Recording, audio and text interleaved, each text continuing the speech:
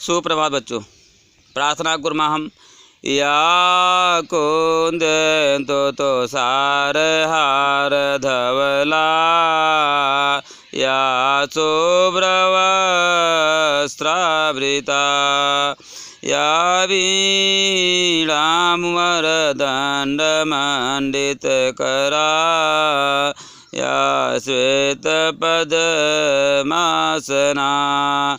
या ब्रह्माच्युतशङ्कर हि प्रभृतिभिः देवैः सदा वन्दिता सा मां पातु सरस्वती भगवती निःशेषजाड्याम्पः निःशेषजाड्याम्पः। नमामि संस्कृतं नित्यं वदामि संस्कृतं सदा ध्यायाय संस्कृतं सौम्यं वन्दे संस्कृतमातरं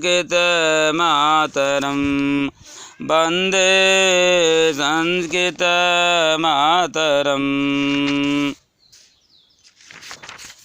कल हम लोगों ने सबसे पहले संस्कृत जगत में व्याकरण शास्त्र के बारे में चलते हैं।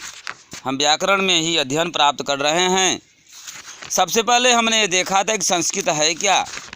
शुद्ध परिष्कृत परिमार्जित और परिनिष्ठित भाषा को ही संस्कृत कहते हैं। अर्थात जो शुद्ध हो, दूसरों के द्वारा ग्रहण किया जा सके, अर्जित किया जा सके, वही संस्कृत है।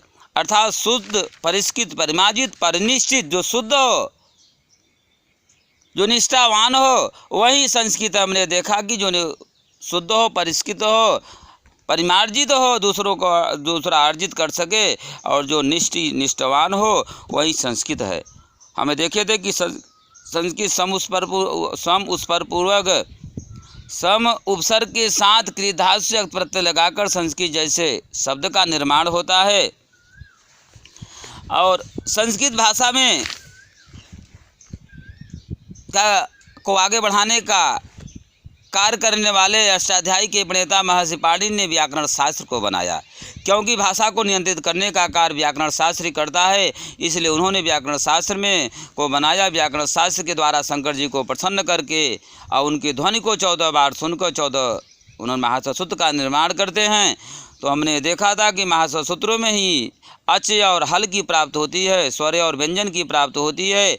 फिर हमने ये देखा कि वर्ण किसे कहते हैं। सबसे मुझे आधार पता होना चाहिए, अर्थात मुझे सबसे पहले आधार का ज्ञान पता होना चाहिए। जैसे हमने देखा था कि वर्ण अर्थात वह छोटी से छोटी इकाई जिसका खंडन न किया जा सके, जिसे बांटा न जा सके, वही वर्ण है। अर्थात वर्ण दो प्रकार के होते हैं। वर्ण को हम अक्षर भी कहते हैं, स्वर और व्यंजन। स्वर को हमने देखा था कि जिसका उच्चारण किसी दूसरे की सहायता के बिना हो, उसे स्वर कहते हैं। व्यंजन जिसकी उच्चारण के लिए स्वर की आवश्यकता पड़ती है, वही व्यंजन है।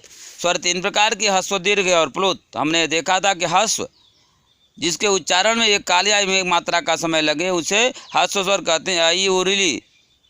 दीर्घ स्वर जिसके उच्चारण में 2 काल या 2 मात्रा का समय लगे, उसे दीर्घ स्वर कहते हैं, आ ई उ री ए ओ। प्लुत स्वर जिसके उच्चारण में 3 काल या 3 मात्रा का समय लगे, उसे प्लुत स्वर कहते हैं। फिर आता है व्यंजन जिसके उच्चारण में स्वर की सहायता लेनी पड़ती है, और व्यंजन है। व्यंजन 4 प्रकार के होते हैं, मुख्यतः तो 3 होते हैं संस्कृत में, महात्व शुद्ध, लेकिन 4 प्रकार के माने गए हैं। पहला स्पर्श व्यंजन, दूसरा अंतस्थ व्यंजन, उष्म व्यंजन, संयुक्त व्यंजन। हमने ये देखा था कि स्पर्श व्यंजन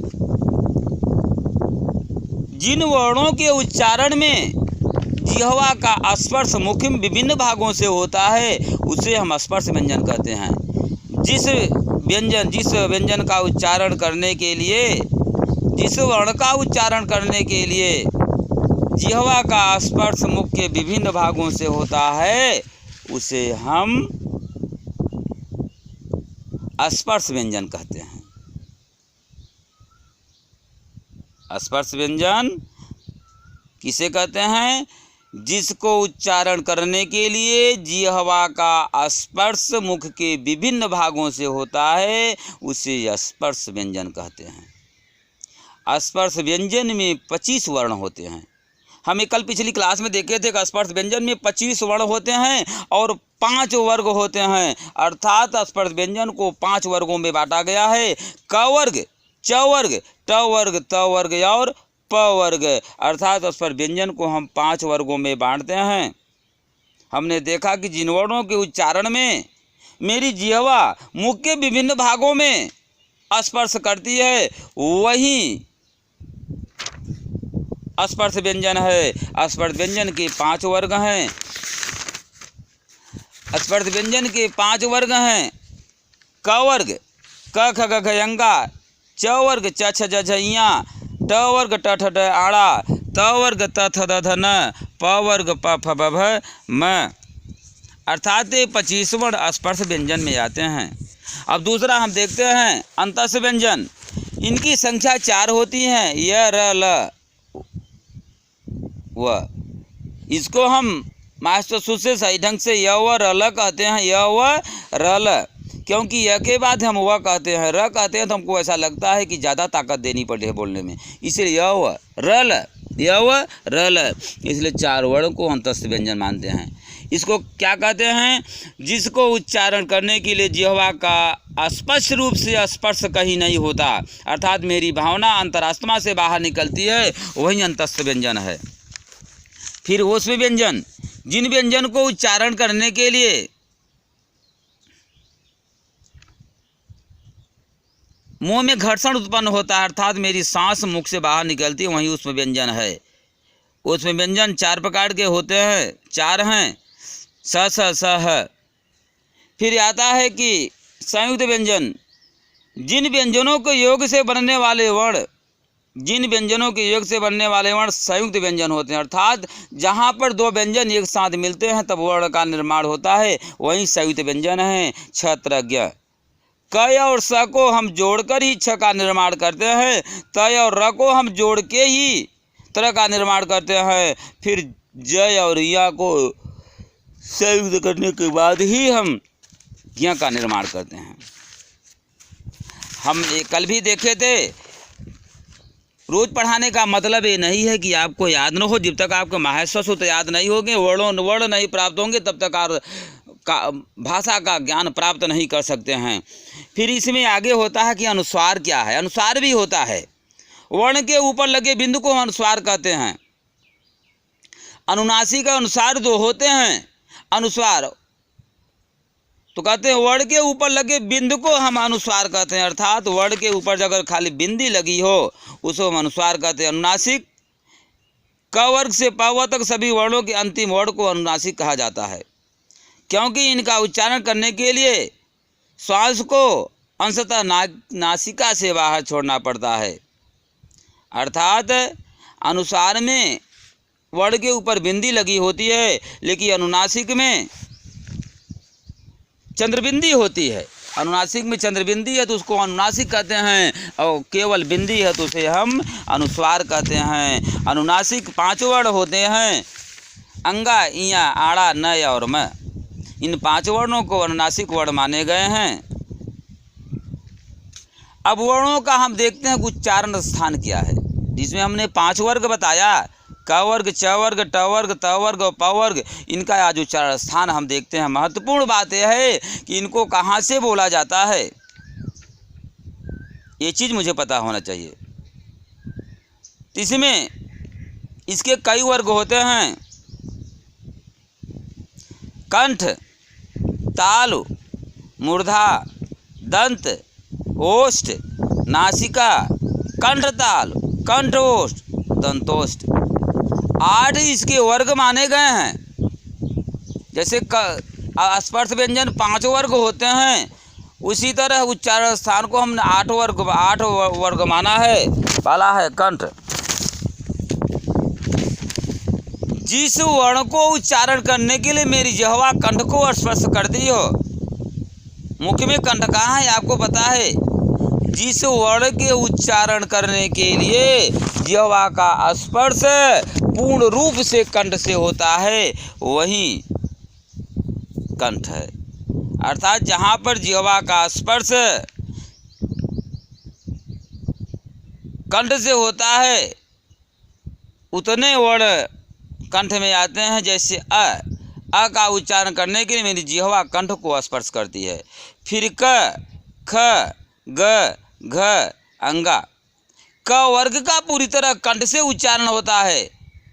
जिह्वा का स्पर्श पूर्ण रूप से कंठ से होता है, इसलिए क वर्ग को हम कंठ के रूप में माने जाते हैं और कंठ के द्वारा ही अ और ह और विसर्ग तीन वर्णों का और उच्चारण होता है।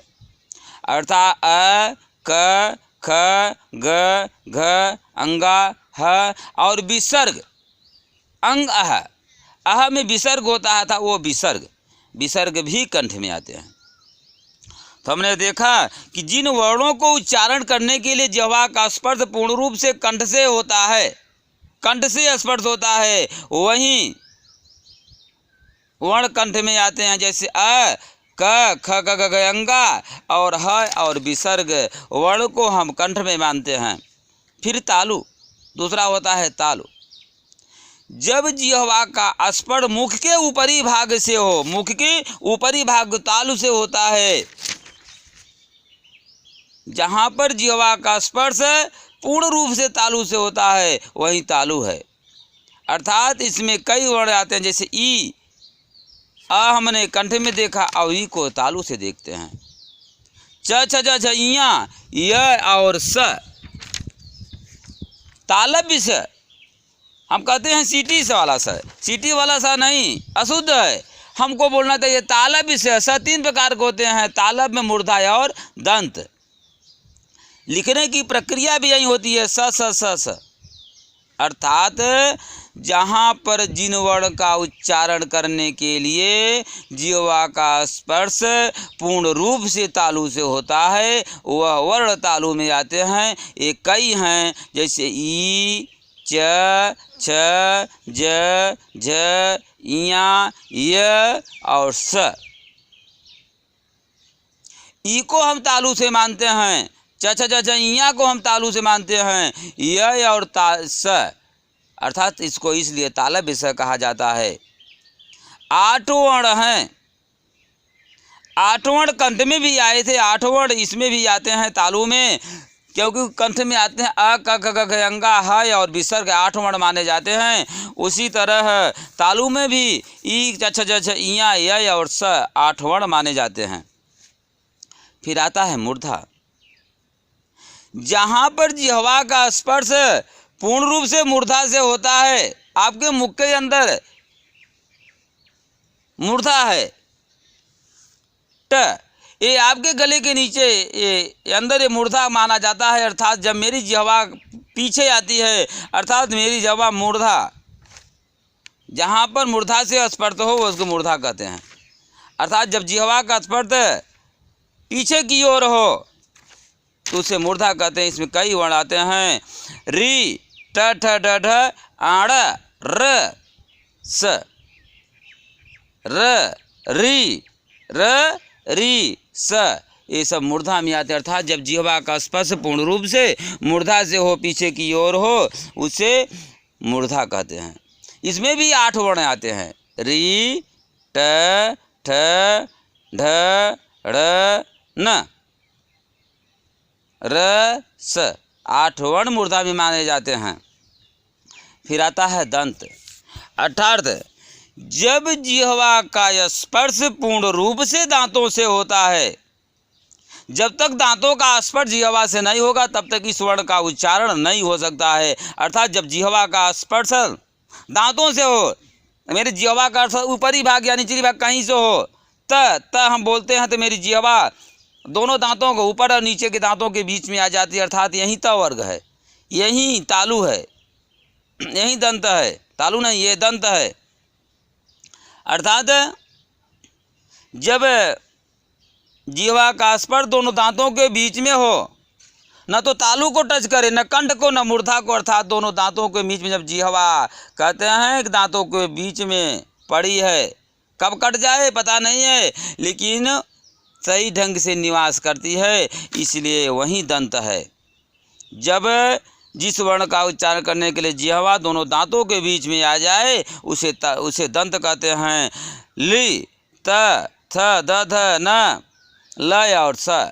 ह्रस्व व्यंजन का ली वर्ण आता है। जिस तरह ह्रस्व व्यंजन का आ कंठ में, ई तालु में, री मूर्धा में और ली दंत में आता है। तथ तथ न, ल और स हम कहते हैं कि एक पहला वाला स सीटी वाला स तालव्य स है, दूसरा वाला स खटकोड़ वाला स मूर्धन्य स है और तीसरा होता है हम कहते हैं सादा स अर्थात दंत स। जिस वर्ण का उच्चारण करने के लिए जिह्वा का स्पर्श दोनों दांतों के बीच में होता है वही दंत है। अर्थात जब जिस वर्ण का उच्चारण करने के लिए मेरी जिह्वा दोनों दांतों के बीच में आए वही दंत है। ली, तथा, न, लय और स जैसे वर्ण हम दंत में मानते हैं, क्योंकि जब जिह्वा का स्पर्श दोनों दांतों के बीच में, जैसे जिह्वा का स्पर्श कंठ से होता है तो कंठोत्स है, कंठ है, और जब जिह्वा का स्पर्श ऊपरी भाग में, मुख्य ऊपरी भाग तालु से, उसे तालु कहते हैं। और जब जिह्वा का स्पर्श पीछे की ओर मूर्धा से हो, गले के नीचे ऐसा लग रहा हो कि कंपन हो रही है, उसके मूर्धा कहते हैं। मुझे लगता है कि जिह्वा का स्पर्श पीछे की ओर अर्थात जब गले के नीचे कंपन जैसा उत्पन्न हो उसे मूर्धा कहते हैं। फिर आता है दंत। जब जिह्वा का स्पर्श, जब जिह्वा दोनों दांतों के ऊपर और पिछली नीचे के दांतों दोनों दांतों के बीच में जिह्वा आ जाए तब वही दंत है। ली, तथा, तथ, न, लय और स दंत में आते हैं। फिर आता है ओष्ठ। जब जिह्वा जिस वर्ण का उच्चारण करने के लिए दोनों होठों का मिलना अति आवश्यक है, साथ में जिह्वा भी हो, जिह्वा के आने के बाद दोनों होठों का मिलन होता है, उसे ही हम ओष्ठ कहते हैं। जैसे ऊ को हम एक ओठ के बराबर नहीं बोल सकते हैं, वो एक ओठ को पकड़कर ऊ का उच्चारण या प का उच्चारण हम नहीं कर सकते हैं। इसलिए ओष्ठ ऊ, प, फ, ब, भ, म अर्थात जब तक आपके दोनों ओंठ स्पर्श नहीं करेंगे तब तक हम इस वर्ग के वर्णों का उच्चारण नहीं कर सकते हैं। इसलिए ओष्ठ में 6 वर्ण भी आते हैं। उ, प, फ, ब, भ, म। ह्रस्व स्वर का उ और स्पर्श व्यंजन का प वर्ग पूरा ओष्ठ में आता है। फिर होता है नासिका। जिन वर्ण का उच्चारण करने के लिए मेरी आवाज़ मुख के अलावा नाक की सहायता से उत्पन्न हो, जहाँ पर जिस वर्ण का उच्चारण करते हुए नासिका का संबंध मुख से हो अर्थात नाक के द्वारा आवाज़ बाहर निकलती है वही नासिका है। इया, अंग, अण, न, म। अंगा, इया, अण, न, म अर्थात जिन वर्णों का उच्चारण करने मेरी आवाज़ नासिका से निकले वही नासिका है। फिर होता है कंठया और ताल। जिन वर्ण का उच्चारण करते चले जिह्वा का स्पर्श कंठया और तालु दोनों से एक साथ होता है उसे कंठतालु कहते हैं। जब जिह्वा का स्पर्श कंठया और तालु दोनों से एक साथ होता है उसे कंठया और तालु कहते हैं। ए कंठया और ओष्ठ। जब जिह्वा का स्पर्श कंठ और ओठ कंठोष्ठ, कंठ ओष्ठ दोनों से होता है अर्थात दोनों ओठों का मिलना भी अति आवश्यक है और मेरी जिह्वा कंठ से स्पर्श भी करे वही कंठोष्ठ है। ओ आओ, ओ आओ। जैसे हमने कहा कंठ ताल ए ऐ अर्थात जहाँ पर कंठ होता ए ऐ, ए हमने कंठ से बोला ऐ अर्थात इन दोनों वर्ण हमें कंठ और ताल कहवाते हैं और ओ और दोनों वर्ण कंठ और ओष्ठ कहते हैं। फिर होता है दंतोष्ठ। जिस वर्ण का उच्चारण करते हुए जिह्वा का स्पर्श दांतों से भी है और दोनों ओठों का मिलना भी अति आवश्यक है उसे दंतोष्ठ कहते हैं। जैसे व, ये हम देखते हैं वर्णों का उच्चारण स्थान। वर्णों का उच्चारण स्थान 8 प्रकार का होता है। कंठताल मूर्धा, दंड ओष्ठ नासिका, कंठताल, कंठोष्ठ, दंतोष्ठ। हमने देखा कि कंठ में आते हैं अ क ख ग घ यंगा है और विसर्ग, फिर तालु में आते हैं ई च छ ज झ इया य और स, फिर मूर्धा में आते हैं री ट ठ ड ढ आड़ा र और स, फिर दंत में आते हैं ली त थ द ध न ल और स, ओष्ठ में आते हैं उ प फ ब भ म, फिर नासिका में आते हैं इया अंगा आड़ा न म, फिर कंठ और ताल में आते हैं ए, कंठ और ओष्ठ में आते हैं ओ, दंत और ओष्ठ में आते हैं ओ। अर्थात ये वर्ण के उच्चारण स्थान हैं। ये चीज़ मुझे पता होना चाहिए। जिन वर्णों का उच्चारण स्थान नहीं पता होगा वो गलत होगा। इसलिए जिन वर्णों का मुझे उच्चारण स्थान पता हो, अर्थात वर्णों के उच्चारण स्थान को स्थान के बारे में जानना मुझे अति आवश्यक है। जब तक वर्णों के हम उच्चारण स्थान को नहीं जान पाएंगे तब तक हम वर्णों का उच्चारण सही ढंग से, जैसे आपको प बोलना है तो आपको दोनों ओठों का मिलना अत्यंत आवश्यक है। तब बोलना है तो तक को हम जिह्वा मेरी दोनों दांतों के बीच में जाना अति आवश्यक हो। त को अगर बोलना है तो मेरी जिह्वा दोनों दांतों के बीच में जाएगी, और मुझे अगर प बोलना है तो मेरे ओंठ का स्पर्श होगा। इसलिए ये सब क्रियाएं होनी अति आवश्यक है। कल हम देखेंगे प्रत्याहार। यानी आज हमने देखा महर्षि सूत्र में वर्णों की प्राप्त होती है, वर्ण क्या है, वर्ण कितने प्रकार के होते हैं, फिर वर्णों का उच्चारण स्थान क्या है, ये हमने देख लिया। और कल हम देखेंगे प्रत्याहार। जिससे 42 वर्ण होते हैं उसी से 42 प्रत्याहार भी होते हैं।